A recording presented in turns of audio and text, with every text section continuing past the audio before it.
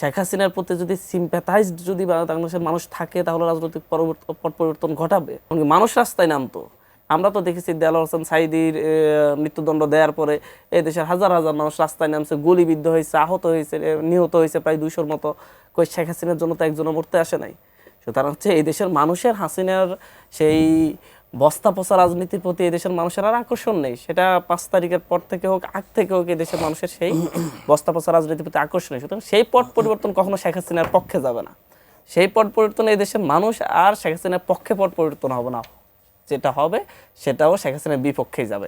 বাংলাদেশের যে এবং আমি আরো কিছু শেষ করে আমরা দেখেছি যে হচ্ছে 1001 জন শিক্ষক এই ব্যাপারে মানে হচ্ছে একটা বিবৃতি দিয়েছেন যে তারা এটাকে এই বিচারের বিরুদ্ধে বিবৃতি দিয়েছেন। তারা তো চোখ থাকতো অন্ধ। এরা তো তারাই যারা হচ্ছে ঢাকা বিশ্ববিদ্যালয়ের শিক্ষার্থীদের উপর হামলায় নিজেরা নির্দেশ দিয়েছে। এরা কেউ 4th ক্লাস পাইয়াও হচ্ছে বিশ্ববিদ্যালয়ের শিক্ষক হয়েছে, 3rd ক্লাস 4th ক্লাস পেয়েও। এই ধরনের অবস্থা কিন্তু হচ্ছে শেখ হাসিনা শত শত নিয়োগ দিয়েছে।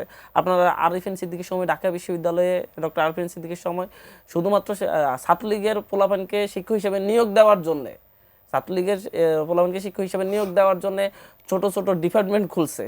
মানে কয়েকটা প্রায় 40টার মতো ডিপার্টমেন্ট খুলছে সে হচ্ছে নিয়োগ দেওয়ার জন্য।